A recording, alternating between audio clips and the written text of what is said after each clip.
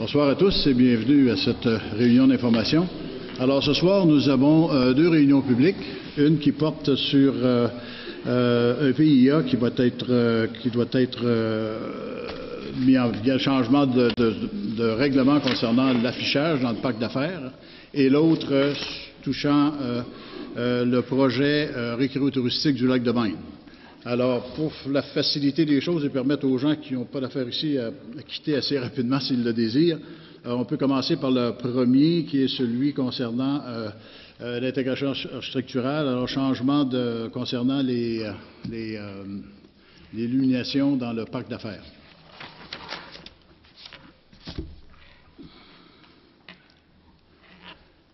Alors, comme vous le savez...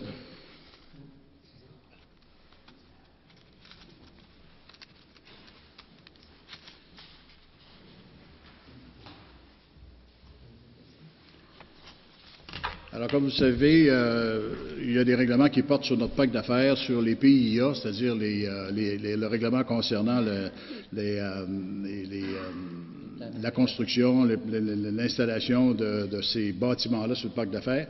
Et il y a un segment qui touche en particulier l'éclairage. Alors, au départ, on avait toujours convenu que pour éviter de déranger les gens qui vivent dans le voisinage du parc d'affaires, qu'on n'aurait pas de lumière directe ou des grosses lumières qui éclairent des cours et puis qui viennent éclairer dans les maisons.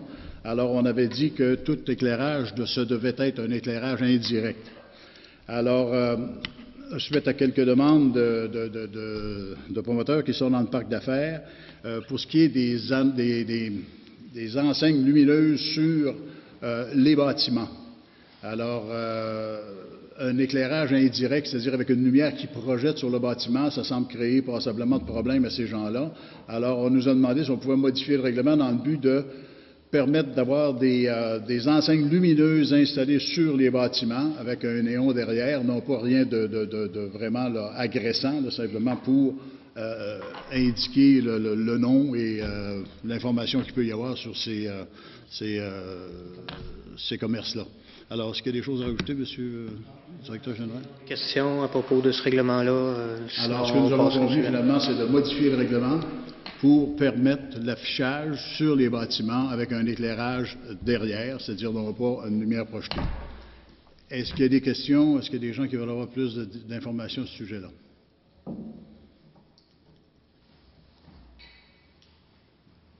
Personne? Alors, comme prévu, je savais que ça ne serait pas long, celui-là. Alors, on va passer au premier d'abord. Alors, on va aller d'avant, nous, avec le changement de règlement et les personnes concernées seront avisées. L'autre projet de règlement numéro 213-010, portant sur un règlement de zonage afin d'autoriser le regroupement d'usage Tourisme 2 à l'intérieur de la zone 42 FOR/P. Monsieur, est-ce que je vous laisse expliquer un peu notre urbaniste, M. Rochon, est en mesure de l'expliquer plus avec les mots appropriés.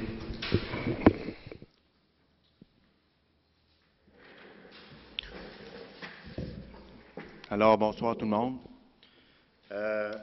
Essentiellement, le projet du centre récréo-touristique du lac de Vine nous a dû susciter une légère modification au niveau des usages autorisés, c'est-à-dire que dans la zone 42 FORP, là, donc forestière publique, actuellement, il y a déjà le groupe d'usage tourisme T1 qui est permis.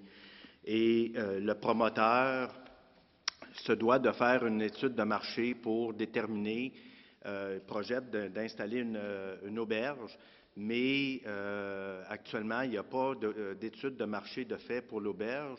Et pour s'assurer que la réglementation d'urbanisme ne lui vienne pas causer de préjudice ou de problèmes, il nous a demandé de modifier le règlement de zonage pour permettre le groupe tourisme T2.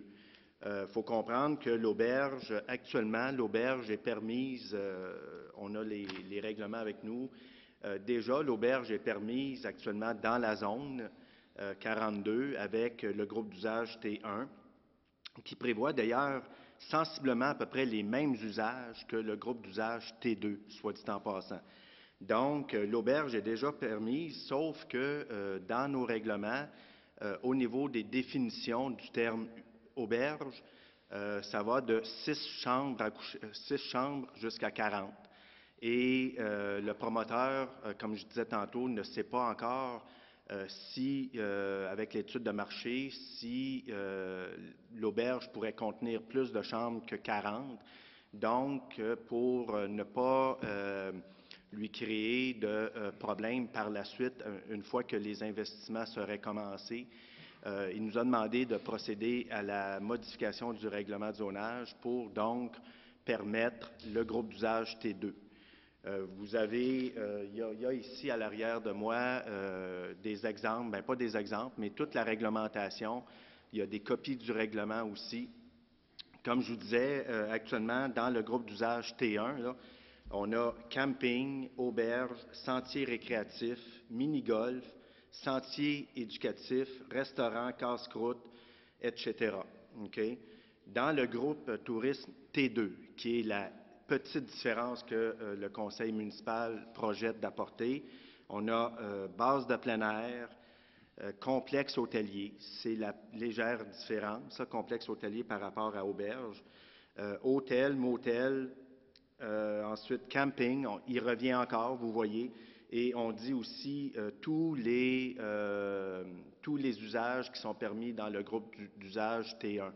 Donc, il y a une légère différence entre T1 et T2, mais c'est vraiment quand même léger là, comme modification. Excuse-moi, François. Is there somebody that don't understand that need to be translated? Okay. What we're saying is that the request is to move from the object P1 to P2. The two difference between the two is that P2 includes everything that is in P1, and it talks about an auberge, which is a small hotel, and up to 40 rooms. But the promoters are not sure at this stage, because they have to look at the possibilities and the future of the development. If they will restrain themselves to 40 rooms, they might end up with 42, with 46, but still an auberge. It's not going to be a three-story building or a four-story building. We're talking something reasonable. And for that reason, they don't want to be cut right in the middle of the project with the complexity of dealing with some arguments with the municipality in terms of having something a little bigger than what it was expected. So they ask us to go along and make the change from the P1 to P2. So essentially, this is what it is.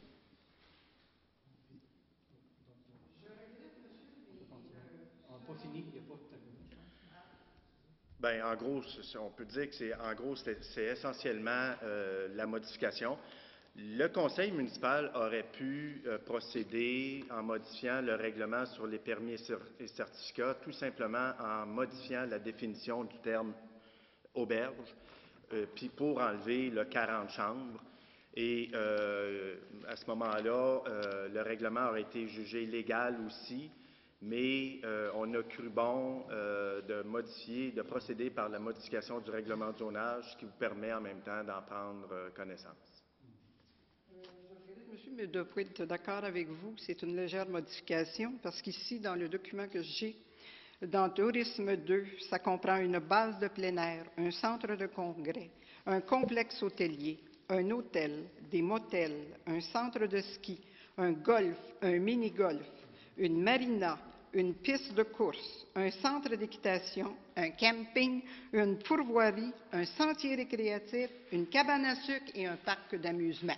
Alors, en plus, et c'est bien indiqué, les restaurants, casse-croûte et bars sont permis comme activités complémentaires aux activités surmentionnées. Tous les usages reliés aussi au groupe Tourisme 1. Alors, for our English community, and on Tourist 2, which includes an outdoor base, Congress Center, complex hôtelier, so it means a lot of hotels, motels, skiing center, golf, mini-golf, marina, racetrack, so you could have go-kart or anything like that. Equest Center, horses, camping. Pourvoirie, it's an outfitter. Sentier récréatif, it's a recreation center, so it means skidoo, four wheels. Sugar Bush, cabane à sucre, and parc d'amusement. So we could move La Ronde from Montreal to here because it's an amusement park.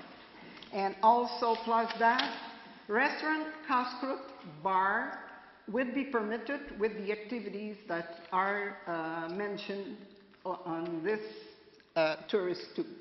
So it's not exactly a small change, as we could see. Je pense que Monsieur le maire, ce n'est pas un petit changement que l'on pose là.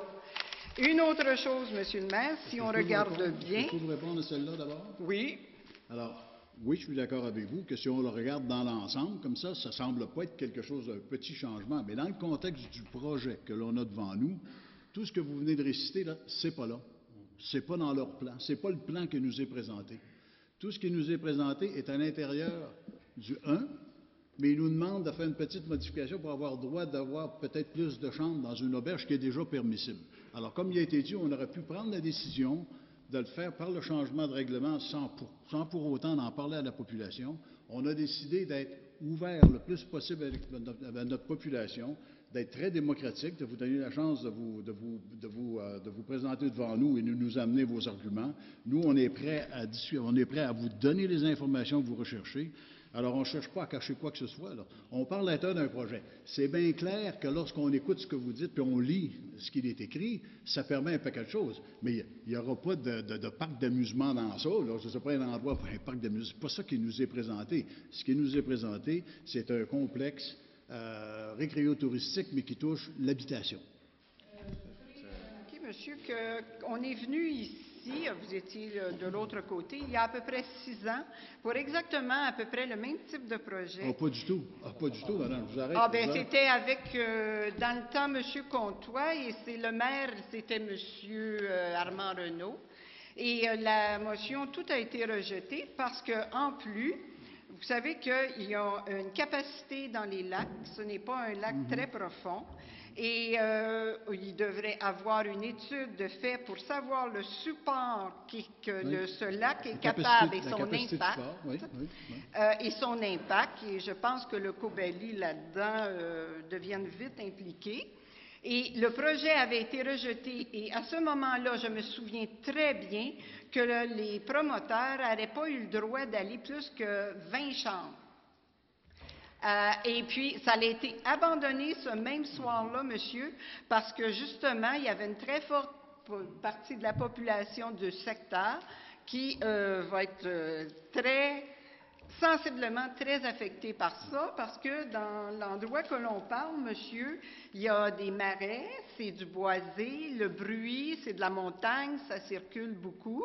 Ensuite de ça, il y a la tranquillité d'esprit de tous les gens du coin aussi qui est mis en...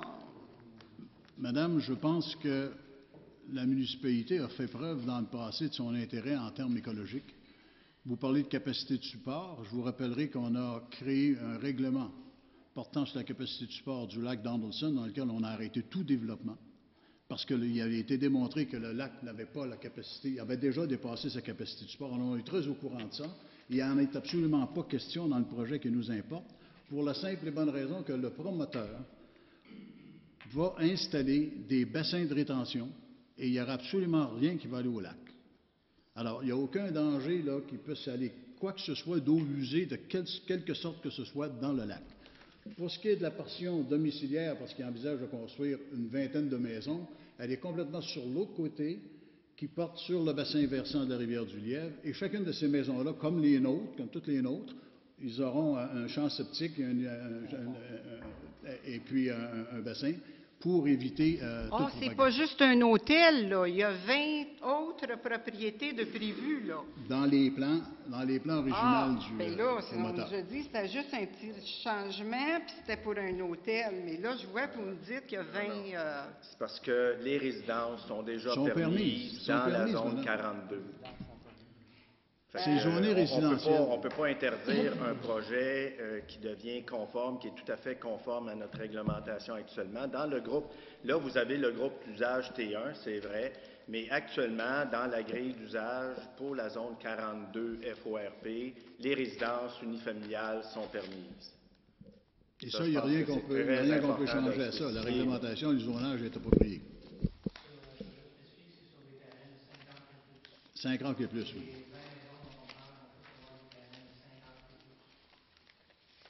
50 et plus.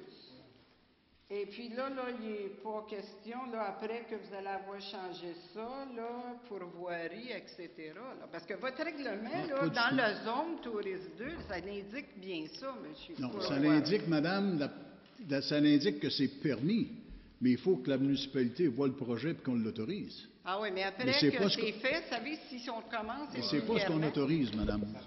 C'est pas ce qu'on autorise. Ouais. Oui, absolument.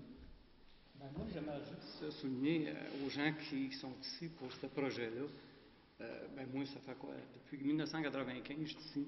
Puis la municipalité de l'Ange-Gardien, à chaque fois qu'il y a eu un développement, il n'y a jamais eu de développement sauvage qui a été fait.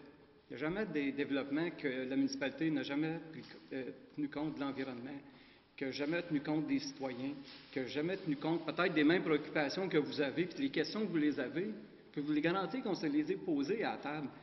Puis des fois, j'entends des choses, puis des fois, ça me touche un peu. Puis je peux comprendre que les gens, vous avez des craintes par rapport à ça. Mais nous, comme conseil, on se les a posées, les questions, Mme Lafrance, on se les a posées de toutes les façons possibles. S'il y a une municipalité qui était proactive en environnement, bien, trouvez-moi-en une dans MRC des Collines, à part la municipalité de l'Ange-Gardien, que ce soit au programme de vidange de fosse septique, que ce soit au niveau des programmes de bacs de recyclage, que ce soit au niveau de l'agrandissement de la superficie de terrain pour protéger la nappe phréatique, nommez-les. Je pense que la municipalité, au niveau de l'environnement, a toujours fait son devoir. Puis moi, comme conseiller, bien, je vais toujours faire mon devoir, m'assurer que les citoyens sont protégés. Ce que je dis aux gens, puis ce que j'ai dit aux gens qui étaient concernés, quand l'usage le permet, bien, ce que vous voulez que je fasse, de l'interdire, puis que le promoteur nous poursuive parce qu'on va dire, bien, on n'en veut pas parce que les gens n'en veulent pas. L'usage, quand elle permet, comme que ce soit du résidentiel, c'est permis, mais c'est permis. C'est à nous de travailler avec eux autres pour minimiser tous les impacts possibles au niveau de l'environnement, puis de travailler que ça se fasse en harmonie, puis dans tout le respect qu'on vous doit aux citoyens. Je peux comprendre que ça peut déranger, mais vous comprenez, Mme Lafrance, que moi et le conseil ici, honnêtement, on a les mêmes préoccupations. Puis des fois, je me demande si c'est pas un faux... que les gens, des fois, ils veulent juste leur quiétude, puis ils veulent plus, ils veulent être les derniers arrivés là, puis ils veulent plus qu'il y ait personne qui aille là, puis que ça soit plus accessible, qu'il n'y ait plus rien pour personne. Mais moi, je vous dis juste qu'on se les pose des questions. Monsieur Louis XVI, l'hôtel, pourquoi on veut mettre un hôtel en plein milieu d'une forêt? C'est une auberge. Dans le projet qu'on nous présente, c'est une auberge de 40 chambres. Puis, mais comme on vous dit, l'auberge, elle va offrir quoi, monsieur? Bien, écoutez... Bien, vous devez le savoir. C'est l'auberge qui veut présenter les chambres, que ça soit accessible, bien, ça aurait pu... Ça aurait pu passer, Mme Lafrance, sans qu'il y ait rien ici à soir.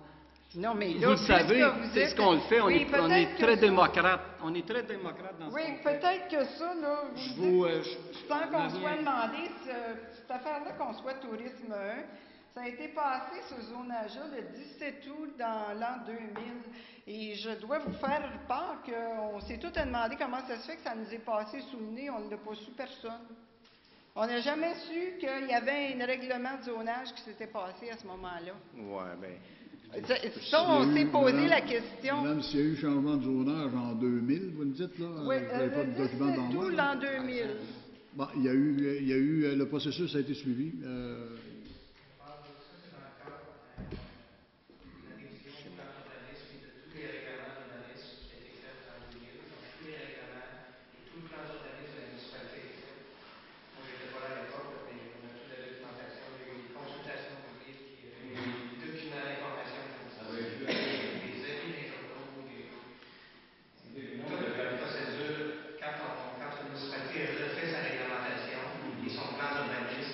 Toute une procédure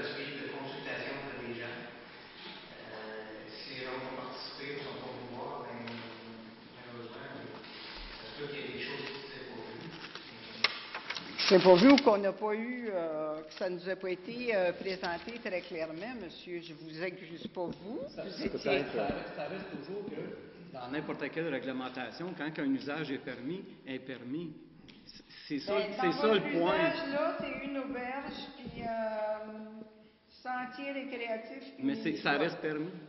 Vous me comprenez? Ça reste permis. Mais là, fait que si c'est permis, pas dire que vous avez le droit d'aller à T2. Tourisme 2, ou mais toutes ces choses-là. Écoutez, ça aurait pu être la même chose, c'est vrai. Ça aurait pu rester peut-être à 40 chambres, puis là, tu fais un amendement dans 2 ans, puis même pas. Même pas.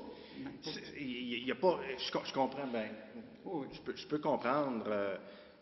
Effectivement, quand on a examiné ça à l'interne au niveau de mon département, je ne vous cacherai pas que moi, tout comme vous, il y a certains usages dans le groupe tourisme T2 qui ne cadrent pas vraiment ne cadrent pas pantoute avec le projet, premièrement, des promoteurs du lac des Vosges actuellement. Mais moi, quand j'ai regardé la liste des usages, je n'ai pas voulu tout l'énumérer tantôt, c'était pas pour vous cacher quelque chose, parce qu'il faut aussi s'en tenir au cadre à peu près du projet qui nous est présenté, puis je ne voulais pas faire une liste exhaustive de tous les usages qui sont permis. Sauf que, effectivement, tout comme vous, il y a des usages dans cela, puis je vais en parler par la suite au comité d'urbanisme éventuellement, parce qu'il y a toute une procédure de modifier les règlements d'urbanisme, puis c'est long. Mais effectivement, il y a des usages dans cela qui m'ont un petit peu chicoté. Quand vous me parlez de pistes de course, parcs d'amusement, centres d'équitation, marina, puis effectivement, je pense qu'il y aurait peut-être matière à songer à peut-être extraire certains usages du groupe tourisme T2, mais ce n'est pas l'objet de l'actuelle réglementation parce qu'on sait que le promoteur ne fera pas ça. Sauf qu'effectivement, il y a des usages dans le groupe tourisme des T2 là, qui me chicotent un peu, puis on pourrait former un nouveau groupe d'usages avec ces... Parce qu'un parc d'amusement, c'est pas ça qu'il va y avoir là mais effectivement, il y a des usages qui n'ont pas d'affaires dans le tourisme T2. Peut-être juste un point à rajouter concernant la question, vous avez parlé de la capacité du sport, effectivement, on l'a l'étude, on en a pris connaissance, on l'avait déjà. Ce que M. Goulet a dit, c'est important que je rajoute le point ici, là, c'est que toute la question M. Goulet a parlé de bassin de rétention des eaux usées. Effectivement, tout le bassin des eaux usées qui va récupérer les eaux des fosses septiques puis des installations septiques, il est complètement à l'opposé du bassin versant du lac de Vosges. Il est complètement au sud-ouest. Il est dans le bassin versant de la Lièvre et le lac de Vosges ne sera pas aucunement touché au niveau de la question des eaux usées pour ce projet-là. Mais au moment, monsieur, où un règlement de zonage est changé, puis là, c'est bien dit, on veut changer en T2. T2, c'est pas spécifié, c'est tout ça, monsieur, votre règlement. C'est tout ce que je viens d'énumérer. Je suis d'accord. Alors, la minute où vous changez ça, puis vous arrivez, là, puis vos gars qui ont des belles idées, là, puis ils font faillite. Hein? Alors, ça s'est vu ailleurs, puis ça arrive couramment. Le gérant de banque est très fort, mais à un certain moment, le gérant de banque n'est plus là. Le gars, il fait faillite, c'est revendu. Et là, le gars suivant, il dit « Hey, une minute, tu peux faire une pourvoirie, là, moi, là? Regarde, c'est marqué, selon le règlement, ils ont le droit.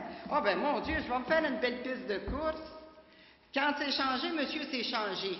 Vous venez pas me dire que vous prenez rien qu'une petite partie. Si on change le zonage, ça va tout être changé. Bon. T2, on n'est pas naïfs, là, quand même. Là. Ouais, non.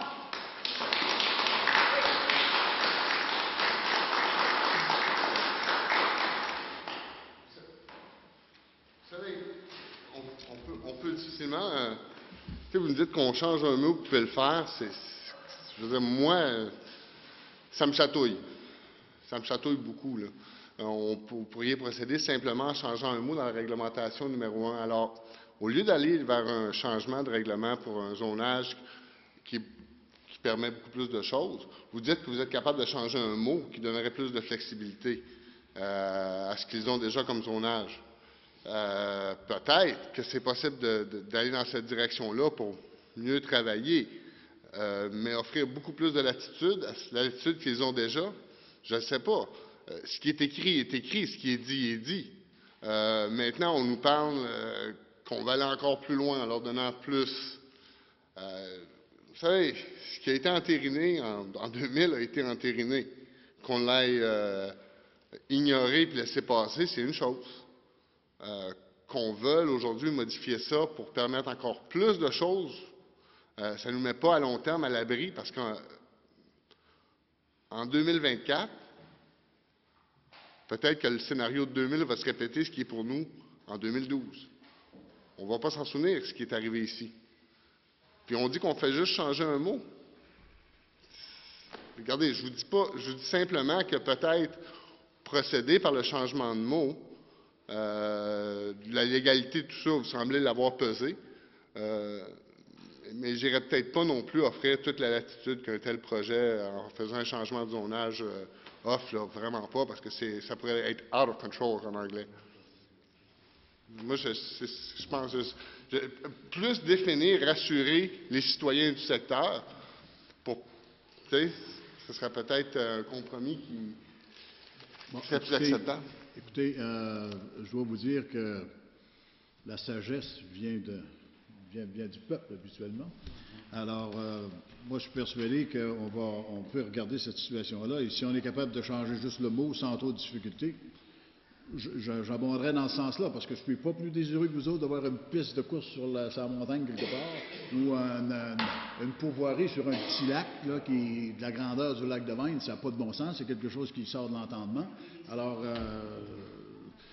moi, on peut probablement procéder de cette façon-là.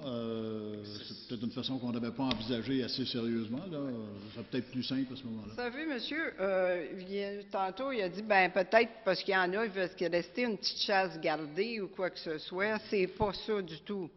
Vous remarquerez que autant beaucoup de gens ici, ça fait des 30 et 40 ans qu'on travaille sur ces terres-là, qu'on a fait de l'aménagement forestier, qu'on a des plantations. On a gardé le caractère qui était vraiment rural. On a récupéré des chemins forestiers. Et comme dans mon cas, n'importe qui pourra m'arriver d'en arrière parce que moi, j'ai un chemin qui donne sur les McLean. J'ai plein de chemins forestiers. Des motoneiges, des 4 roues, de gens que je ne connaîtrai pas. Ma sécurité, monsieur, je pense qu'en tant que citoyen, vous dites, là, c'est très beau, vous parlez des ressources naturelles. Quand je suis arrivée là, il y a 35 ans, monsieur, mes enfants étaient petits, puis de septembre à aller à peu près à la fin de novembre, il n'y avait pas le droit d'aller dehors sans voir leur dossard. Pourquoi? Parce que j'avais des chasseurs comme ça. Les gens ont appris à respecter parce que tous les propriétaires de cette zone-là, on s'est mis à barrer nos clôtures en bas puis à chasser les gens. Aujourd'hui, vous avez peut-être il y a un petit peu de chevreuil, il y a de l'orignal, vous voyez de la nature, mais on a travaillé, monsieur, d'arrache-pied pour ça. On avait les ramasseux d'ail des bois, ceux qui couraient après du Jensen. Vous savez, puis j'ai trouvé que c'était un très beau projet. À un certain moment, la municipalité voulait inviter les gens en avant parce que dans ces terres-là, de l'autre côté, qui sont encore des terres qui sont vierges, il y en a eu. Je me dis ici, vous mettez dans votre publication la protection du milieu naturel. Bien, moi, je pense ce soir, c'est ça que vous devez voir les citoyens de l'autre côté. C'est ça qu'on veut. D'un milieu de vie pour ces citoyens, du respect. Ici, vous avez marqué les actions qui touchent le bien-être de notre communauté. Je ne sais pas, moi, là, quand je lis ça, des projets rassembleurs, je ne sais pas si ce projet-là, ça nous est vraiment rassembleur, parce qu'on ne sait pas ce qui nous pend au bout du nez. Puis quand on voit pourvoirie, puis quand on voit piste de course, puis quand on voit parc d'amusement, vous ne pouvez pas penser que, je sais pas, moi, si vous me dites, ils vont faire un spa, c'est bien à la mode, un spa, etc., bien, je dirais, bien là, ça va être tranquille, c'est correct. Comme je le verrais très bien dans Chamboisé, un bel hôtel avec un spa, ça ne dérange pas personne. Mais là, monsieur, oui, il y a des motoneiges, des 4 roues, des wizards, une piste de go-kart, je ne sais pas, moi, si c'était vous qui étiez à ma place, qui deviez travailler pendant de nombreuses années, puis on a travaillé très fort, je ne sais pas si vous seriez prêt à accepter tout ça. Madame, je reçois avec beaucoup d'intérêt vos commentaires et je pense qu'ils sont tout tout à fait légitime. Et je me mets à votre place, oui, je me mets à votre place, et puis ça m'embêterait drôlement. Mais ce n'est pas ce que la municipalité a en tête. Ce qu'on a en tête, c'est un projet qui est quand même très clair, très défini. C'est les gens qui... Les promoteurs, ce sont des gens qui veulent protéger l'environnement. Ils veulent protéger cette forêt-là tout en l'utilisant à des fins récréotouristiques pour des futurs résidents. Alors, pour nous, quand on nous parle de chemin boisé, qu'on nous parle de promontoires pour regarder la nature, etc., alors la protection qu'ils veulent faire de la qualité des arbres qui sont là, parce que c'est une forêt unique, ça, et ils sont bien conscients de ça, ils sont conscients de de toute la portion humide, toutes les zones humides à protéger. Leur plan de développement est fait en fonction de ça. C'est des gens qui sont très portés sur le côté aménagement. Et leur personne responsable, M. Ruet, qui est un urbanisme qui a déjà fait ses preuves ailleurs, c'est un homme qui est très porté vers l'environnement et il travaille fortement dans le but de protéger tout ce qui est à protéger. Et soyez assurés que le projet tel qu'il est, d'abord, on vous l'a dit et on vous le répète, lorsqu'on travaille démocratiquement avec tout le monde, on veut bien protéger les droits de nos citoyens, mais d'un autre côté, comme conseil, on est obligé également de répondre aux obligations d'un promoteur qui a investi un montant considérable d'argent dans un projet et que si son projet rencontre toute notre réglementation et notre zonage, on n'est pas en droit de le refuser. Mais par contre, on va travailler pour essayer de protéger le plus possible les intérêts des voisins et s'assurer que le projet va être fait en conformité avec nos valeurs, avec notre vision du développement. Les deux. Il n'y a pas besoin d'avoir Tourisme 2. Avec Ben, Tourisme 1, il y a tout ce qu'il lui faut pour faire son beau projet. Madame, on vous a dit qu'on va regarder, on s'en tiendra probablement. On reçoit votre doléance et on est prêt à se plier à ça. On va le regarder de ce côté-là, on va regarder P1. Et s'il s'agit de faire juste un changement du chiffre 40 à, je ne sais pas, 45 pour satisfaire le besoin d'un promoteur éventuel, on pourra toujours regarder ça aussi. Mais c'est juste un changement de chiffre là, dans le P1. Alors, on exclut toutes les autres... faut comprendre que dans le T1, le camping est déjà permis, l'auberge, puis tous les sentiers, le restaurant, casse-croûte et bar, animation. C'est ça. Ça va être au conseil de juger bon, à savoir si on s'enligne vers le plan B. Monsieur le promoteur, combien d'acres avez-vous? Moi, je ne suis pas le promoteur, là. Excusez. Vous parlez pour le promoteur. Dans combien d'acres figurez-vous faire le projet? Ben c'est sur l'ensemble de la propriété, là, ça totalise, j'ai peut-être pas cette donnée-là avec moi, mais c'est toute la propriété, là, qui couvre ce territoire-là. Je pourrais peut-être le ressortir, là, mais c'est quand même, ça a quand même une centaine d'acres à peu près. 100 acres. Puis vous avez payé un prix de fou pour 100 acres, vous avez payé ça, puis vous voulez faire de l'argent avec 100 acres. Excusez, monsieur, il y a quelque chose. Monsieur n'est pas le promoteur, c'est l'urbanisme de la municipalité. OK, l'urbanisme, là. Mais comment voulez-vous, là, dans 100 acres, qu'un promoteur vienne à bout de faire de l'argent avec ça? Tu sais? Puis là-dessus, là, le lac de Vine, moi, j'ai été élevé par là depuis 16 ans, je patrouille le bois partout, là. Le lac de Vine, c'est 20-25 pieds d'eau, avec un petit trou l'autre bord, puis il y a peut-être 40-45 pieds. À part de ça, c'est tout du marais tout le tour. Il y a où quelqu'un, je pense que vous êtes allé au camp, là? Oui. Il y a direct là, puis il y a un autre 10% l'autre bord qui aura de la place pour un autre camp. Et puis, sur le côté droit, c'est une cédrière, tu cales dans la mousse jusque ça. C'est tout du terrain humide. Mais, monsieur, la question de savoir comment est-ce que le promoteur prétend faire de l'argent avec ça, c'est pas à nous de décider ça. Non. Il a dessiné un projet qui, selon lui amènera un revenu. Alors, je suis d'accord avec vous que le lac est petit. Tout ce qui est prévu dans ce projet-là, c'est d'avoir une espèce de petite plage là, pour les baigneurs qui voudraient aller saucer à l'eau de temps en temps. Mais tout le reste autour, la mousse, comme vous dites, puis le milieu humide, c'est tout pour être protégé. C'est rien de ça qui va changer. Et puis en bas, dans la plantation même, là, quand vous traversez le ruisseau principal, disons, là, qui vient du lac McLean en haut, ça draine au-dessus de 60 marais, des éronnières, partout. Donc, même s'il y a des bassins de rétention, là, à tous les ans, les 2 ans, les dames de castor sautent. Je pense que la municipalité Oui, est mais au courant. monsieur, ils ont déjà cette année engagé un trappeur, puis ils ont trappé la quantité de castors nécessaires pour éviter justement que ça saute. Ils contrôlent le castor, ils ont l'intention de continuer à faire ça. Non, on l'a trappé un petit peu. Moi-même, je l'ai trappé, puis il y avait un trappeur professionnel qui y allait, là. Mais quand même, tu ne peux pas empêcher ça. Sur 60 marais, il y a tout le temps des castors partout. Ben oui, mais c'est leur propriété, monsieur. Ils en font ce qu'ils veulent. Là, puis C'est beau. Pour eux, beau, ils développent un projet qu'ils veulent garder en villégiature pour les amants de la villégiature Et qui vont puis, vouloir dans la aller... plantation, là, où ce que c'est qu'ils veulent bâtir, c'est tout humide partout. Chaque petite butte, c'est du terrain humide. Ça veut dire des maisons, ça veut dire du remplissage. Dans l'ensemble de toute la propriété, là, c'est pas tout humide, là. C'est 90% humide, moi, je dirais. Bon, Puis, le côté gauche, je là, connais un peu le terrain, là, puis Drette, 90, vous en mettez beaucoup, là. Monsieur Goulet, la plantation même, là, c'est 5 dames de castor, l'une au côté de l'autre, partout, là. Vous n'avez pas vu, vous, en été, là. Vous êtes là en hiver, là. Ça draine tout le bassin versant, le côté gauche, je suis bien dessus M. Villeneuve, puis sur tous les autres terrains, là. Puis, juste dans le milieu de la plantation, il y a une mine, l'ancienne mine Walker, qui contient une population de chauves-souris. Ça, c'est touche pas. L'environnement, vous pouvez Mais demander l'environnement la contrôle déjà, ça. Ça fait que si ça commence, là, après ça, ça va être le terrain à l'ozon plus haut, ça n'aura plus de finition. La faune, là, est exceptionnelle dans ce bout-là. Il y a du chevreuil, il y a de l'orignal, il y a de la loutre, il y a du vison.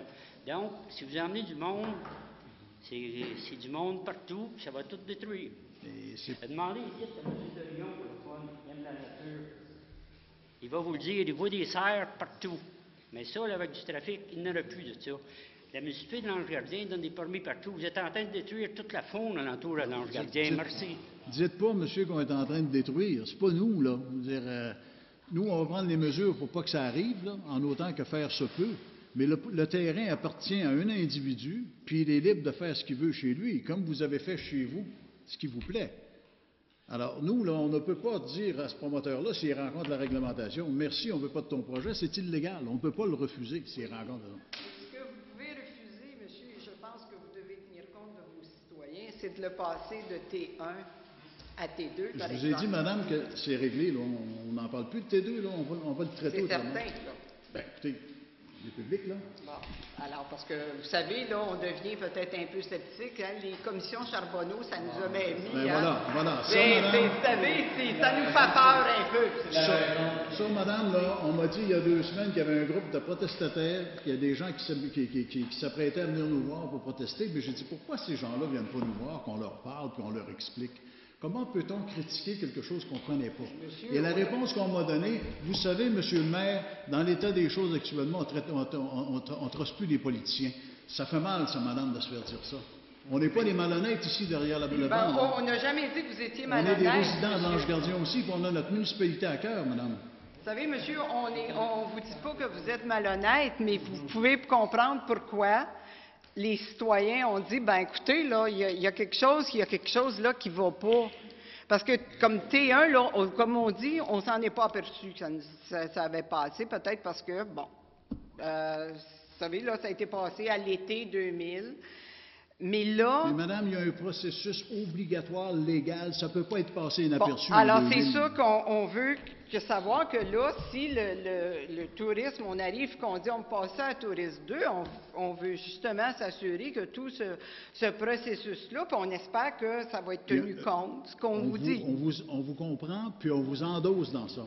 Bon, c'est tout ce que c'est que je voulais que savoir, on va le faire à l'intérieur que justement, on avait des gens qui comprenaient très bien qu'est-ce que c'est le milieu, puis quelle serait cette implication-là pour nous autres, les citoyens, qui après avons vivre avec ces voisins-là, qui seront peut-être des très bons voisins, mais qui peuvent devenir vite pourris aussi. Hein? Oui, mais vous savez, madame, c'est pas nouveau. C'est devenu un peu la norme dans chacun des projets de construction, de développement qui se présentent. Et comme je répète encore, c'est des projets qu'on ne peut pas refuser si le zonage le permet, etc. On ne peut pas, nous, comme municipalité, se présenter comme étant le pourfendeur, là, celui qui interdit les choses sur notre territoire, parce que chez nous, on ne le fait pas. Les lois sont faites pour que les gens qui ont des propriétés, qui ont des terrains, qui veulent les développer, on est obligé de répondre à leurs demandes. On essaie par contre de travailler pour que ce soit moins dérangeant. Mais tout le monde aujourd'hui a la même réaction, puis j'accepte que moi aussi je réagirais comme ça s'il y avait un développement près de chez nous. C'est dérangeant, oui. Les villes se sont construites, les municipalités ont grossi par développement, puis il y a des gens qui étaient là depuis 25-30 ans dans leur grande tranquillité, qui ont été dérangés, puis ils se sont fait bousculer un peu par la croissance, mais on ne peut pas s'objecter à ça. Lorsque les promoteurs répondent aux obligations légales qui leur sont posées. Alors, on essaie, nous, d'être le plus démocrate possible, puis de dire, ben, on va leur donner raison, leurs droits à eux, mais on va donner ceux des citoyens en même temps. Puis nous, on est toujours pris entre l'arbre et l'écorce, et on essaie toujours de travailler ces projets-là pour donner satisfaction à nos citoyens. Mais on comprend très bien que c'est presque impossible, à tout point de vue, parce qu'il y a toujours des gens qui auront des commentaires valables de dire, bien, il va passer plus de voitures sur ma rue. Ben oui, mais qu'est-ce que je peux y faire? On ne peut pas l'empêcher. C'est un développement. Puis, alors, quand il s'est fait le développement juste ici en arrière, la petite rue d'Aou, là, lorsque le grand développement de M. Farran a ouvert l'an dernier, c'est évident que les gens de la rue d'Aou ont dit ça n'a pas de sacré bon sens. Il va y avoir à peu près 125 maisons dans ce projet-là, puis ça va tout passer sur notre rue. Ben oui, mais qu'est-ce qu'on peut y faire? C'est le lien. Alors, c'est sûr que ça crée des désagréments. Alors, on en a un autre actuellement dans une autre partie de la municipalité. Ces gens-là, ça fait 25 ans qu'ils sont là, qu'ils sont installés là. Puis là, ils apprennent qu'il y a un promoteur qui a décidé de construire derrière chez eux. Eux aussi ont la même réaction. Ça fait 25 ans qu'on n'a pas de bruit en arrière de chez nous, puis là, soudainement, on va avoir des maisons. Bon. On ne peut pas l'empêcher à cause de ça. On ne peut pas dire aux promoteurs, on t'interdit de bâtir parce que ça va déranger les voisins. On n'a pas cette autorité-là. On n'a pas légalement, on n'a pas ce pouvoir-là. On est obligé de... La seule chose où on peut vraiment s'objecter ce soir, c'est qu'il ne passe pas à Tourisme 2. C'est fait. Bon, alors c'est ça que je voulais savoir, monsieur. Je vous remercie. Est-ce qu'il y a d'autres questions? Moi, je me questionne, qu'est-ce qu'ils vont faire dans la forêt? Qu'est-ce qu'ils vont faire dans la forêt? Qu'est-ce qu'ils vont faire comme loisir? Parce que moi, je vis en campagne, et puis je peux vous donner comme expérience que dans Lansdale, il y avait des amis là, qui se sont bâtis, là, on s'en va en campagne, on va se bâtir une maison, puis ça va être tranquille. Et les femmes, eux autres, là, les bébites à Morceur, ils n'ont pas aimé ça trop. Alors, ils sont déménagés en ville. Mais ça, c'est un choix alors, personnel. si tu t'en vas en vacances, là, si tu veux faire des choses que tu aimes, là, moi, je voudrais savoir quelle clientèle qu'ils vont attirer. Ça m'intrigue, là. Peut-être que vous ne le savez pas, moi non plus, là. Mais quelle clientèle qu'ils vont attirer? Ça va être les catous, les skidoo, ça va être les fameux petits bicycles là, qu'on voit là, pas loin de chez nous, à Côte-de-Sable, là, que les policiers viennent à toutes les 2 semaines les envoyer, là. Non. Je vais vous dire la grosse vocation, finalement, du développement, à défaut d'une autre expression, ce sera un terrain de camping. Mais ce n'est pas un terrain de camping comme on les connaît, là, avec des roulottes collées les unes sur les autres avec 3 pieds de distance. Ce sera des terrains de 5000... C'est des terrains de 400 mètres carrés, donc de à peu près 70 pieds par 70 pieds. Qui vont se vendre des prix assez importants. Il va y avoir une bande boisée entre chaque terrain, donc dans les cours latérales, il va y avoir tout le temps une bande boisée minimale qui va devoir être respectée entre chaque roulotte. C'est des roulottes motorisées quand même d'un certain gabarit. On parle d'un terrain de camping de luxe. La salle à dîner, tout ça, là, qu'est-ce qu'ils vont faire, eux autres, là? Il faut quelque chose d'organisé pour eux autres. En Montebello, ils ont toutes sortes d'activités autour. Ce sera des gens qui vont profiter de votre belle quiétude, madame, de votre belle tranquillité, qui vont aller se promener dans le bois eux aussi, puis profiter de la nature, puis de voir les animaux, puis de voir les castors, puis les zones humides. C'est des gens qui vont être intéressés par cette vision-là des choses. Ça sera quelque chose de calme, tranquille. Il n'y aura pas de party, là, puis de... C'est peut-être bon aussi que je rajoute là, que le promoteur projette aussi de remettre puis de signer un protocole avec les différents locataires, avec les différents propriétaires de ces endroits-là qui vont être au camping pour un genre de manuel ou un guide de bonne conduite. Là. Il n'est pas question, il n'a jamais été question d'amener des 4 roues là, puis des skidoo, puis des pistes de course. Là. Ça va être du canot, ça va être du tourisme beaucoup plus récréo naturel. Il n'est pas question, là, il va y avoir un code de conduite là, qui va être... Les 4 roues... C'est dans un contexte différent. Maintenant, si c'est encadré comme ce l'est en ce moment, je m'excuse, je coupe... si c'est encadré avec 5000 pieds, puis qu'il va y avoir une densité de population, on ne peut pas empêcher ce qui a été voté il y a 10 ans. C'est clair. Parce qu'on brimerait les droits d'un nouveau propriétaire qui avait des objectifs quand il a payé le prix qu'il a payé pour sa propriété. Par contre, ce qu'on aime, c'est qu'elle soit assez dense. S'il y a bien du monde, ils ne pourront toujours bien pas aller à la chasse. Alors, ça protège. Il faut regarder le côté positif. Là, moi, je regarde avec ce que vous faites.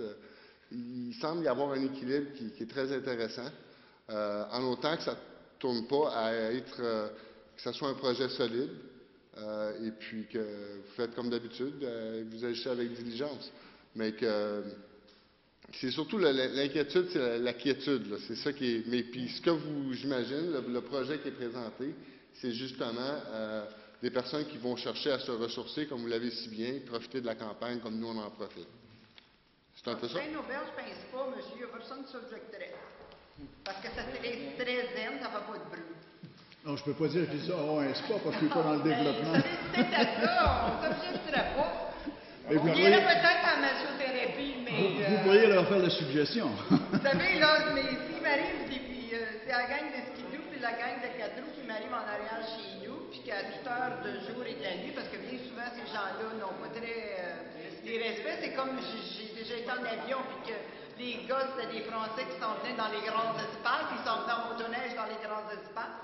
Puis, vous savez, je pense pas que ces gens-là, ils viennent ici quand ça leur a coûté 4 000 $ pour respecter notre environnement. Hein? C'est les grands espaces, puis c'est pour avoir un good time. Puis c'est ça qui nous fait peur un peu, c'est quand on voit Timothée, on sait très bien que si c'est des chasseurs ou des gars qui sont là pour un good time, ils veulent pas aller dans un hôtel. Ils veulent aller dans des petits motels, ou dans des petits motels genre camp, où ils ont bien du plaisir, puis ils peuvent sortir leur fou. Puis j'ai rien contre ça, mais il y en a plein des places de même. Puis Pour nous, dans tous les cas, ce projet-là, pour nous, il nous apparaît être un excellent projet pour l'environnement tel qu'il est actuellement. Et au niveau de la protection de l'environnement, de garder la quiétude, de s'assurer que les arbres, qui sont d'une beauté extraordinaire, seront protégés. C'est sûr qu'il va falloir qu'il fasse un chemin quelque part pour se rendre. Il y aura certainement un certain abattage qui va se faire, mais vraiment là, précis, là, puis il n'y a rien qui va tomber. Comme on disait, entre les terrains prévus, il y aura toujours une bande boisée qui va rester, là, un couvert forestier. Alors, pour nous, là, à défaut de pouvoir garder cette forêt-là intacte, bien, le promoteur nous présente quelque chose, mais pour nous, c'est quelque chose d'intéressant dans le sens où il n'y aura pas de développement sauvage. Ça peut divaguer, le respecte pas. Est-ce que c'est la municipalité qui, à ce moment-là, va charger de ramener ces gens-là à l'ordre, à dire, écoutez... Bien, évidemment, écoutez, le projet est approuvé sous certaines conditions et sont toujours sujets à ça. Il y a des protocoles. On va signer un protocole avec eux, puis il va falloir qu'ils s'en tiennent à ça. Il y a des protocoles. Puis qu'on voit que ça sort de là, avec des wizards puis tout, là, puis que surtout quand tu vois des têtes blanches, les jeunes ont un plaisir fou à essayer de nous couper, là, vous savez, là, sur la route, tu t'en viens, puis ils ont une tête blanche, puis ils viennent nous couper, vous savez, pour le petit plaisir. Tu me dis la journée, ou par accident, on va en accrocher un, je sais pas s'il va trouver. Puis la police vient régulièrement, parce que je pense que les policiers devraient vous dire, ils ont beaucoup de plaintes, là. Ces petites machines-là, madame, moi, je me mets sur le bord de la rivière de l'autre côté, puis je les entends régulièrement, puis c'est fatigant. Exactement. On ne veut pas voir ça dans ce projet-là. On n'accordera jamais un projet de cet ordre-là, soyez assurés de ça.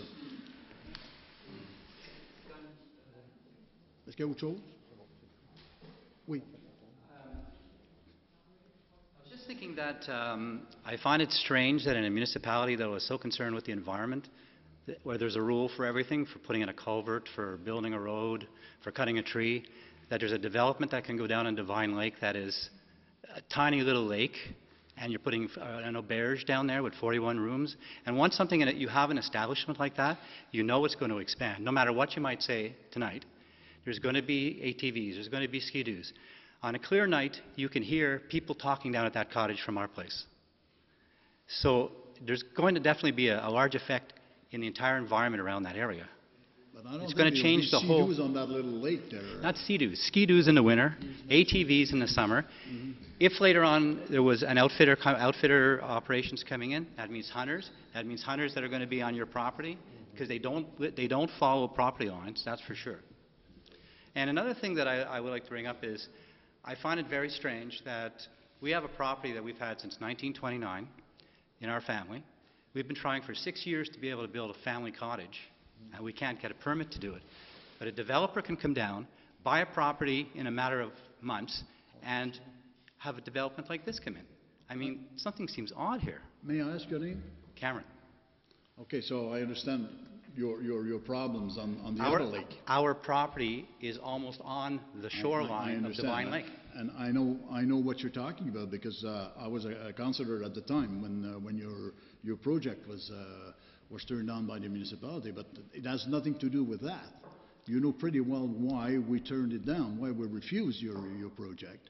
You didn't even have a road to go up there. You go up there on tolerance from 3 different owners. The thing is that road is, I know that we're getting beyond what the subject is here, but the thing is that road has been there since 1947, 48. Same thing there. We're talking apples and bananas, you know. And so your project, your refusal has no impact on this actual project Well, it does. I mean, like that project, no, the refusal doesn't in that sense, except that a developer gets greater consideration than a family does.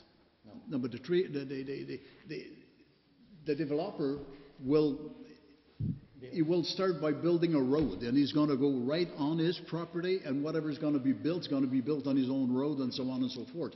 Roads that were we do have a road. We do have a road. I beg your pardon? We do have a road. It's been there since 1948. So to say there's no road there, I don't know. No road to go up to your lake. Yeah, you said there was no road, so then you say he's going to build a road, and I understand that, but we have a road. It might not be a municipal grade road, but how many people can afford a municipal grade road? A developer can. What can I tell you? I mean, there's all kind of owners in this municipality that lives far behind in the woods, and they would like the municipality to build a road or buy a road from them. But for one house, I mean, we don't want. I didn't say we wanted a municipality to build a road. I'm saying is that you won't let us build a cottage because you say we have no road, but we have a road. And I know your road. I know that we cross other people's properties, but to me that doesn't make any sense. But we're talking a different thing. That's right. But my point was that a developer seems to get more consideration than a family. Not more consideration. Not more consideration. They came with a project with plans and everything, and we're going to build the roads, and they're going to be according to the municipality's rules, and so on and so forth. And when they're done, they pass it on to the municipality. It becomes a municipal road. But we're not talking a sentier or just a trail in the wood. We're talking roads. I mean, we're talking something solid that will last forever. So, to get back, we have a regulation that says that you cannot build if you don't have a road built according to the municipality's plans. And this is it. You don't have that. And I don't think you want to, just to buy a cottage on the lake up there, you're prepared to spend $500,000 to build a road to go up there. Obviously. And we're not going to do that. We'll do that for you too. Obviously not. So, but in that particular case, they don't have any. They don't have any more preference than what they're going to do is they're going to build their road. They are investing hundreds of million dollars to build. It's going to change the whole atmosphere of the environment up there. We understand that, but as I said, we cannot turn it down. If the zoning is proper, I mean, there's nothing we can do about that. The best thing we can do is work with them, make sure that they buy our views in terms of development of the municipality, in terms of being a very green organization that works according to our views, and make sure that we come out with that they come out with the proper installations in order to look after the water and so on and so forth. And we cannot just say, we don't like your project, you're not going to come to L'Ange Gardien. It's impossible. They own the property and they can build on there as long as they meet the regulations. And we can't turn it down. But Mr. Cameron, I'd like to clarify something that you said. I mean, us as a councillor, we do not treat a citizen different than a contractor. I just want to make that clear. You have a right, you have some conditions, we will look at that, because I'm not aware of anything of what your project is, but I want to make sure that we treat, okay, as a councillor, a resident, at the same level as a promoter. I completely don't have any idea of what your project is, whatever it is, but rest assured that personally, we do not make any distinction between those two people. Okay? That's what I want to make sure we do. I'd be happy to explain it to you. You might have that feeling because you were turned down on your request. But we had good reasons. Well, there's much more to it than that. I mean, obviously we're concerned about the effect that the auberge and other things are going to have on our property. I mean, that is our main concern. I just brought that up as a comparison. And I can assure you that the people we're talking with right now are nice people, decent people, and they're prepared to work with us and make sure that their project reflects our views in terms of development. Well, who is this developer, by the way? It's the Alls brothers. They're two brothers. They own a big they're large contracting business in Ottawa and Gatineau. Elmer, from Elmer or somewhere? Yeah. So those are the ones that bought the property, and they came out with that project that we feel, except for that request that they wanted to, before they start investing a large amount of money, that it will be a possibility if business looks good in 2 or 3 years when it comes time to build this auberge, that they can go maybe a little bit bigger than 40. So we said, well, maybe we can look at the 2 number, but it's settled. We'll stick with 1, and we'll make sure that we can play with a few number plus or less whenever it comes. Is there a cap on the number of rooms? Yeah. What's the cap? We're going to have to discuss that. Cap, il y avait un maximum dans le nombre de chambres.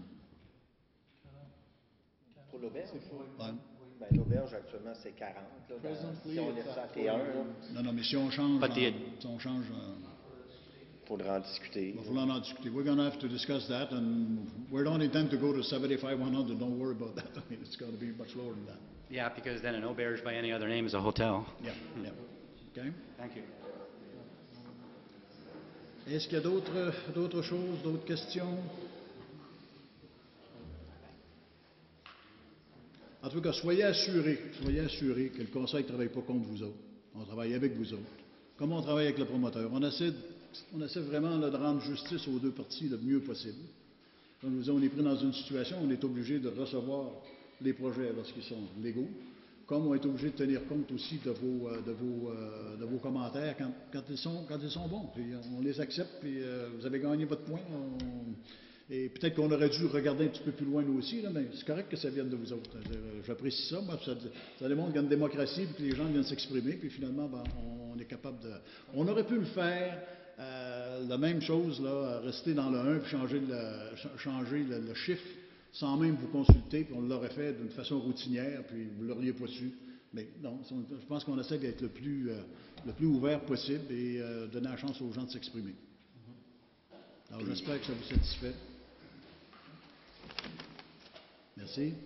Nous allons ouvrir la séance alors par le dépôt de l'ordre du jour. Alors je dépose l'ordre du jour à l'exception de l'item 8.1 qui est retiré. Est-ce qu'il y a des modifications, des corrections, des ajouts?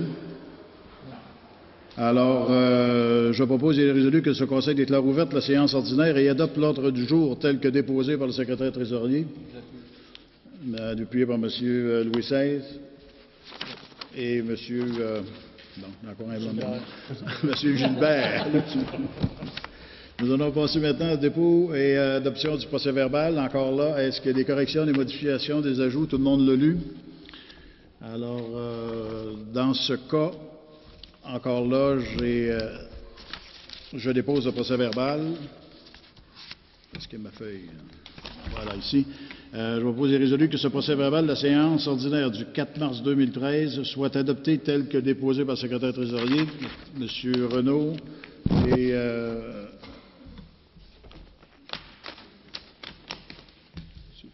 M. Fredette. On essaie d'aller trop vite. Rapport d'activité mensuel.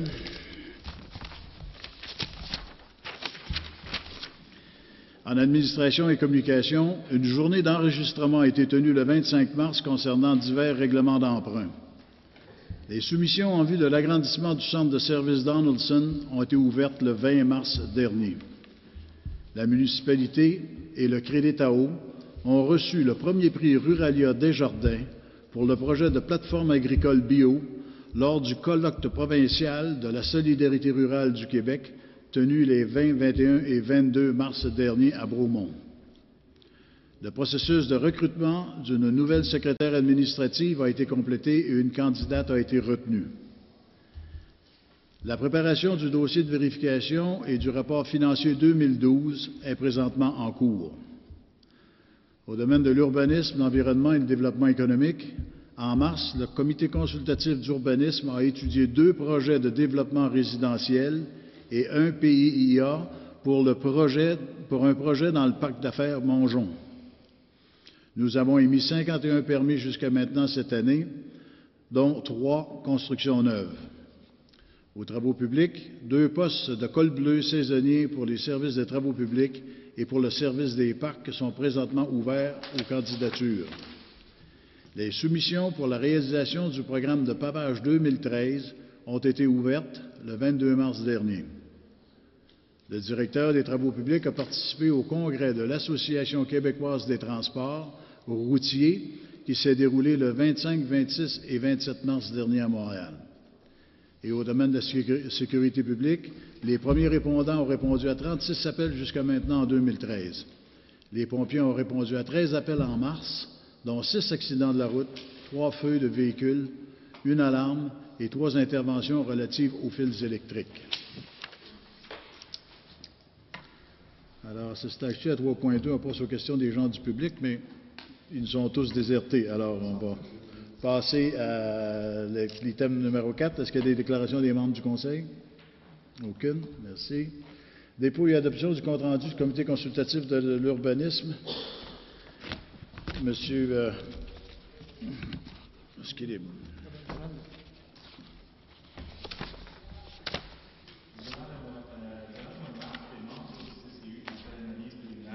domiciliaire prévu sur le chemin Pierre-Laporte et nous avons travaillé sur une demande d'approbation d'avant-projet domiciliaire près du chemin de la montagne.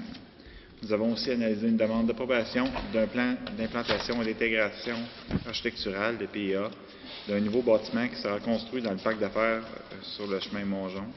Par la présente, je propose résolu que le compte-rendu de la réunion du comité consultatif d'urbanisme du 18 mars soit adopté tel que déposé par le secrétaire trésorier. Merci, M. Renaud. C'est appuyé par M. Fredette. Adopté.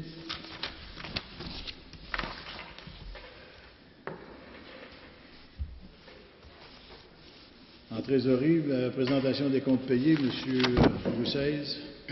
Je propose et résolu que ce Conseil entérine les listes de chèques émis au montant total de 421 130,20 telles qu'indiquées sur les listes présentées par le secrétaire trésorier en annexe aux présentes minutes à la page CP-13-03, le tout selon les dispositions du règlement de délégation de pouvoir ainsi qu'à l'article 9.61.1 du Code municipal du Québec. Merci. C'est appuyé par M. Fredette. Adopté.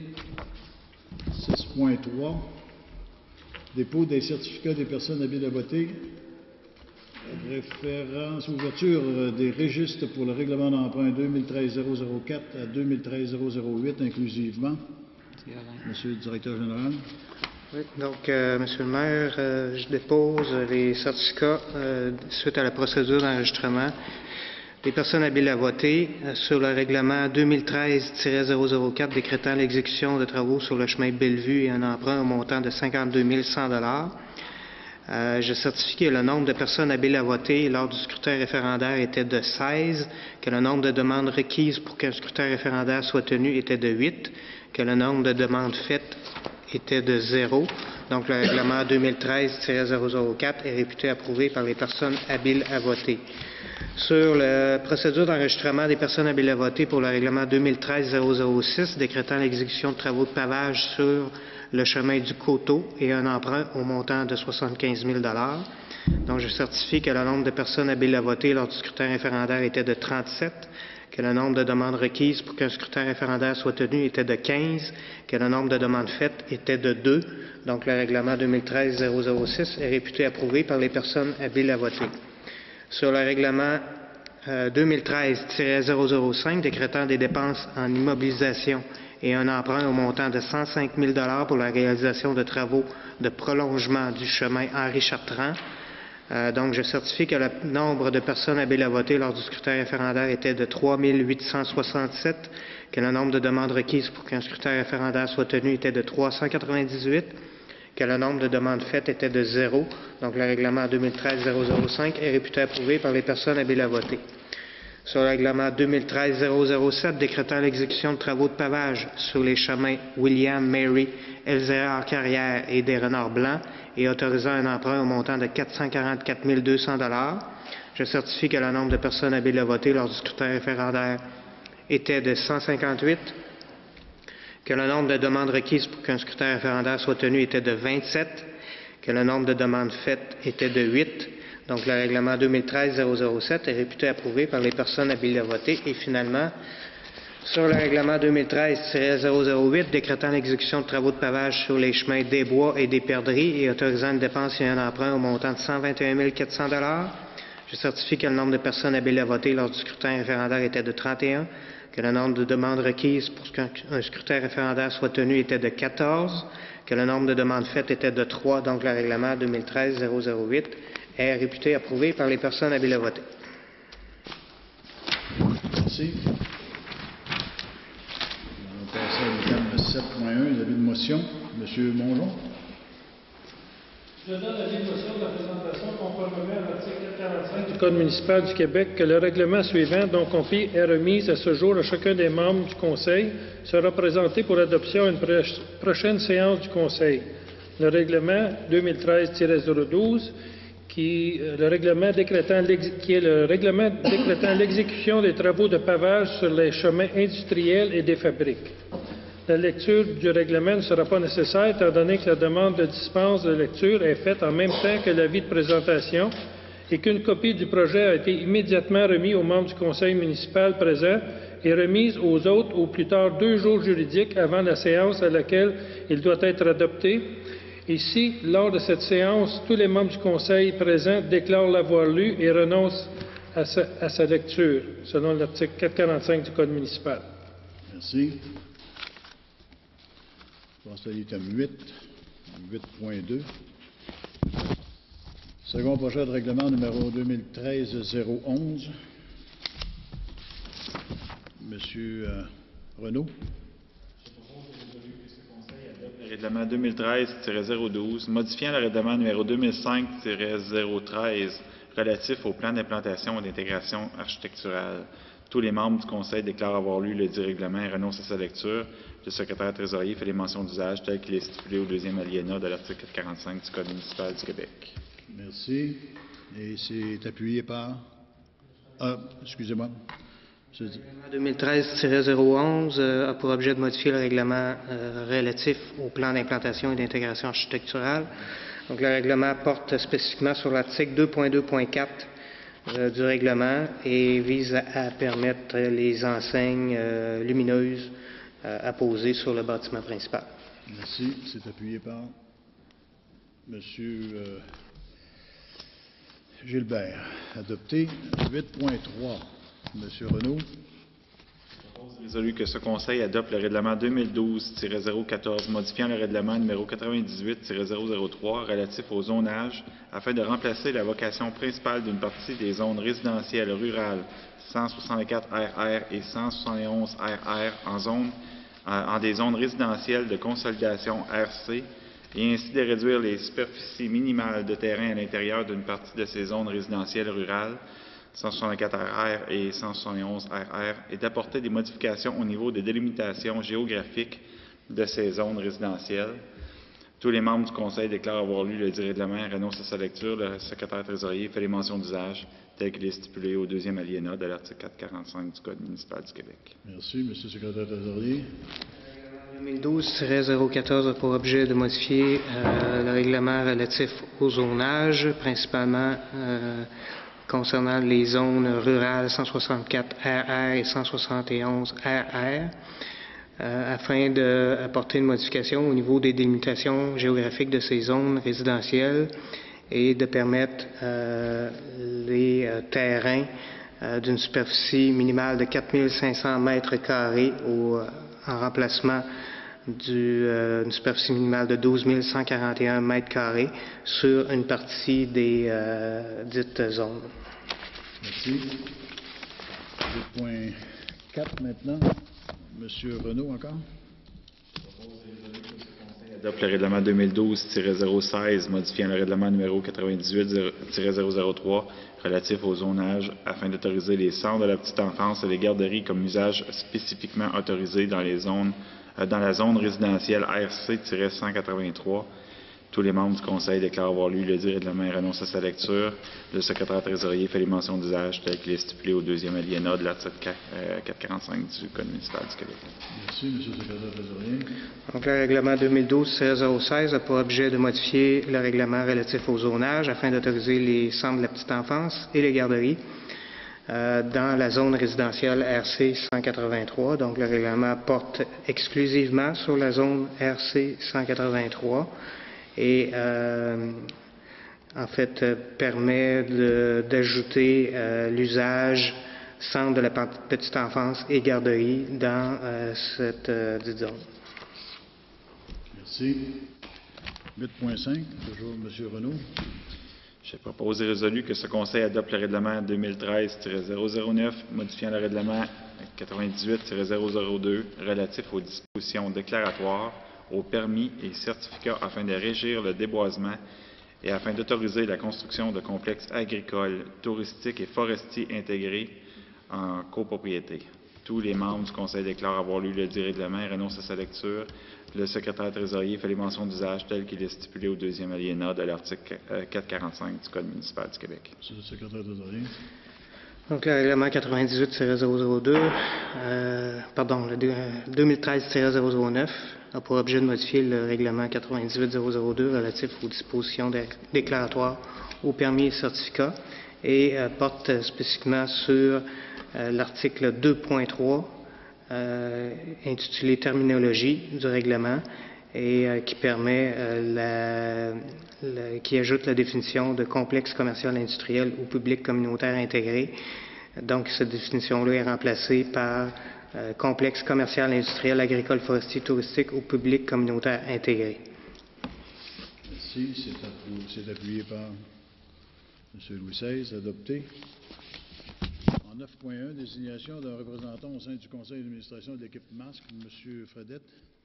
Attendu que l'équipe Masque est un organisme sans but lucratif qui fait la promotion de la sécurité routière afin de rendre nos routes plus sécuritaires, attendu que l'équipe Masque a tenu une activité de prévention dans l'Ange Gardien en 2012 et prévoit en tenir 2 autres en 2013, attendu que l'équipe Masque a offert une place sur son conseil d'administration à un représentant de la municipalité, je propose et il est résolu que ce conseil désigne le conseiller Paul Mongeon pour siéger sur le conseil d'administration de l'équipe Masque comme représentant de la municipalité.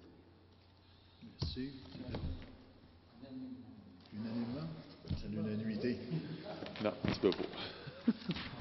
9.2, autorisation d'acquérir 2 lots constituant l'assiette du chemin Bellevue. Et c'est M. Mongeon qui va nous faire ça. Attendu que le Conseil a adopté le règlement 2013-04 décrétant l'exécution des travaux sur le chemin Bellevue attendu qu'en prévision de la réalisation de ces travaux, la municipalité doit acquérir les lots constituant l'assiette du dit chemin. En conséquence, je propose et résolu que le Conseil autorise l'acquisition pour une somme nominale des lots 5 243 157 et 3 352 639 du cadastre du Québec, lesquels constituent l'assiette du chemin Bellevue. De plus, ce Conseil autorise le maire et le directeur général à signer pour et au nom de la municipalité l'acte d'achat des 10 lots tel que préparé par Maître Mélanie Mador, notaire. Merci. C'est appuyé par M. Gilbert. Adopté. 9.3, autorisation d'embaucher une secrétaire administrative. M. Louis XVI. Attendu que l'actuelle secrétaire administrative des services administratifs, Mme Muriel Sarrazin, prendra sa retraite dans quelques mois, attendu qu'il y a lieu de prévoir le remplacement de Mme Sarrazin immédiatement afin de lui permettre de former la nouvelle ressource et que des sommes ont été prévues au budget à cet effet, attendu qu'un processus d'embauche a été réalisé afin de combler le dit poste, attendu que le comité de sélection recommande l'embauche de Mme Monique Dupuis. En conséquence, je propose et résolu que ce Conseil autorise l'embauche de Mme Monique Dupuis au poste de secrétaire administrative. Les conditions de Mme Dupuis seront celles prévues à la convention collective en vigueur pour les employés col bleu et col blanc de la municipalité et son salaire de départ sera celui prévu à la dite convention pour la classe d'employés col blanc à l'échelon 3. Merci. C'est appuyé par M. Renaud. Adopté. 9.4, autorisation de procéder à des appels d'offres. M. Mongeon. Attendu qu'il y a lieu de procéder aux divers appels d'offres relativement à des travaux d'entretien des infrastructures municipales, principalement des chemins.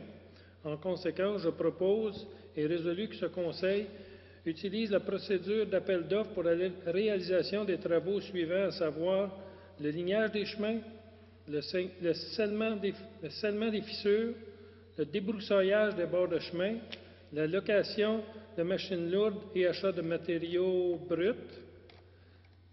Merci. Et c'est tout. C'est appuyé par M. Fredette. Adopté. 9.5, règlement de transaction, municipalité versus Leclerc et Moffett. M. Renaud. Attendu que la municipalité devait comparaître à un procès l'opposant au propriétaire du lot 3 301 635 sur le chemin Robitaille le 11 mars dernier pour un litige concernant notamment l'obtention obligatoire de permis et de certificats, l'enlèvement de matériel, d'objets, de poules et de nuisances sur le terrain, la démolition de bâtiments secondaires et la réalisation d'un plan d'aménagement paysager. Attendu que les deux parties ont convenu de s'entendre sur un règlement de transaction conformément aux articles 26-31 et suivants du Code civil du Québec, ce qui évite de tenir un procès long et coûteux, et qui vient tout de même obliger la partie défenderesse de respecter et de se conformer à plusieurs obligations afin de remédier aux litiges liant la municipalité aux défendeurs. En conséquence, je propose et résolu que ce Conseil entérine le règlement de transaction inscrit sous le numéro de dossier 550-17-005-704-117 à la Cour supérieure, province de Québec, district de Hall, et signé entre les parties le 8 mars 2013 à Ange-Gardien. Merci. C'est appuyé par M. Louis XVI. Adopté. 9.6, demande de PIA, chemin Mongeon. M. Renaud. Attendu que le propriétaire possède une entreprise d'excavation et de pavage qui nécessite l'acquisition et l'entreposage de plusieurs machineries. Attendu que le propriétaire entend construire un garage de réparation pour sa machinerie qui constituera le bâtiment principal et un bâtiment administratif qui servira de bâtiment secondaire et que ces deux constructions sont conformes au règlement 2005-013 sur les plans d'implantation et d'intégration architecturale. Attendu que l'arrière du terrain comprendra un aire pour l'entreposage de la machinerie et de matériaux tels que du gravier, du sable et de la terre, et qu'elle sera ceinturée par une bande boisée d'une profondeur de 5 mètres dans les marges latérales et qu'elle sera aussi peu visible du chemin en raison de la présence du bâtiment principal juste en avant. Attendu que le comité consultatif d'urbanisme recommande au conseil municipal d'approuver la présente demande de PIA présentée par les pavages Lafleur, telle que stipulée dans la résolution CCU-2013-14 adoptée le 18 mars 2013. En conséquence, je propose et résolu que ce Conseil approuve la présente demande de PIA présentée par les pavages Lafleur. Merci. C'est appuyé par M. Gilbert. Adopté. Approbation d'un avant-projet de lotissement. M. Renaud. 807-8823 Canada Inc. et 454-3874 Canada Inc. ont déposé un avant-projet de lotissement contenant 13 lots résidentiels sur le lot 4 622 229 et prévoyant la construction d'un chemin de 2,15 km reliant le chemin de la montagne tel qu'illustré sur le plan préparé par Daniel Anfield, rapporteur géomètre, le 10 décembre 2012 sous la minute 16737. Attendu que le comité consultatif d'urbanisme recommande au conseil municipal d'approuver l'avant-projet de lotissement comprenant 13 lots résidentiels et la construction d'un nouveau chemin sur le lot 4-622-229 sous certaines conditions telles que précisées dans la résolution CCU-2013-15 adoptée le 18 mars 2013. En conséquence, je propose et résolu que ce conseil approuve l'avant-projet de lotissement comprenant 13 lots résidentiels et la construction d'un nouveau chemin sur le lot 4-622-229 tel qu'illustré par le plan préparé par Daniel Anfield, rapporteur géomètre, le 10 décembre 2012, sur la minute 16737, et d'autoriser le maire ainsi que le directeur général à signer un éventuel protocole d'entente pour la construction du dit chemin aux conditions suivantes. Que le promoteur dépose une étude environnementale complète qui viendra rassurer la municipalité que le projet puisse être réalisé dans sa forme projetée. Que le promoteur dépose un rapport attestant que les lots sont aptes à recevoir des installations septiques conformes à la réglementation. Que le promoteur cède à la municipalité une bande de terrain d'une largeur de 8 mètres située sur sa propriété au nord du présent projet, sur le lot 4-622-229 et correspondant au tracé actuel ou à un nouveau tracé de la piste de ski de fond. Que le promoteur verse, s'il y a lieu, une compensation financière supplémentaire à la municipalité correspondant à la différence entre la portion acquise en terrain et en espace vert prévu pour la piste de ski de fond, telle que précisée à la condition précédente, et la somme de 4 de la valeur marchande des 13 lots résidentiels. Que le promoteur dépose prochainement un plan de construction du chemin envisagé de 2,15 km conforme au règlement 2009-009 portant sur la construction des chemins sur le territoire de la municipalité de Lange-Gardien. Merci. C'est appuyé par M. Mongeon. Écoutez, en 9.8, augmentation des tarifs horaires de location de camions. M. Mongeon. Attendu que ce conseil a comme politique d'octroyer aux propriétaires de camions la même augmentation que celle donnée par le ministère des Transports du Québec, attendu que les tarifs du MTQ pour le camionnage en vrac pour l'année 2013 ont été augmentés de 3,33 En conséquence, je propose et résolu que le conseil autorise une augmentation de 3,33 des tarifs de location de camions pour le transport en vrac. Merci. C'est appuyé par M. Gilbert. Adopté. Autorisation d'octroyer un contrat pour le programme de pavage 2013. M. Mongeon. Attendu que la municipalité a procédé à un appel d'offres pour la réalisation de son programme de pavage 2013 relatif à différents chemins, à savoir 2 sections à l'extrémité est du chemin Filion, le chemin de la Mine, le chemin Donaldson en 2 sections, le chemin Pierre-Laporte, le chemin Lonsdale, le chemin Assad, le chemin Belter, le chemin industriel, des fabriques, Mary, LZA Carrière, William, des Renards Blancs, du Coteau, des Bois et des Pédries. Attendu que la plus basse soumission conforme à celle de pavage Coco, en conséquence, est résolu que ce conseil autorise l'octroi du contrat pour le programme de pavage 2013 à la compagnie de pavage Coco Inc. pour la somme totale de 1 229 963,56 $, toutes taxes incluses, le tout conformément au devis et à la soumission déposée. Le présent contrat sera conditionnel à l'approbation des règlements d'emprunt prévus à cette fin. La présente demande sera financée à même le remboursement de la taxe d'accise sur l'essence pour les chemins Filion et Pierre-Laporte pour un montant de 102 791,74 $, taxes incluses, à même des excédents affectés pour les chemins de la Mine et Donaldson pour un montant de 206 008,99 $, taxes incluses, à même le Fonds spécial d'entretien des chemins pour le chemin Lonsdale West, Assad et Belter pour un montant de 65 375,94 $, les taxes incluses, et à même les emprunts à long terme pour les autres chemins. Merci. Et c'est appuyé par M. Renaud. Adopté. 9.10, approbation d'un avant-projet de lotissement. Monsieur Renaud. Attendu que le projet vise la construction de chemins en vue de réaliser un projet domiciliaire de 102 résidences sur possiblement 4 phases de développement sur les lots 3 301 179, 3 301 180 et 3 301 161, tel qu'il apparaît sur le plan préparé et révisé par Hubert Carpentier, arpenteur géomètre, le 13 février 2013, sous la minute 4508. Attendu que le projet domiciliaire se trouve en plein cœur du tracé des sentiers de ski de fond du club de ski Les Renards Blancs et que le promoteur démontre une ouverture à vouloir conserver les sentiers existants ou d'en proposer d'autres qui satisferaient la municipalité et le club de ski de fond. Attendu que la phase 1 du projet comprend la construction d'un chemin collecteur d'une longueur approximative de 650 mètres permettant le lotissement et la vente de plus de 20 terrains à des fins résidentielles et qu'elle ne vient pas créer de perturbations pour les sentiers de ski de fond. Attendu qu'il y a lieu de procéder à la réalisation de la phase 1 du projet domiciliaire, compte tenu qu'elle ne crée pas de perturbations pour les sentiers de ski de fond et que les prochains mois permettront au club de ski de fond, à la municipalité et aux promoteurs d'effectuer des visites de terrain et d'identifier ensemble les tracés de chemins et de sentiers de ski qui pourraient satisfaire les 3 parties. Attendu que cette proposition satisfait les 3 parties concernées, tel qu'il en a été discuté lors d'une visite de terrain tenue le 26 mars dernier.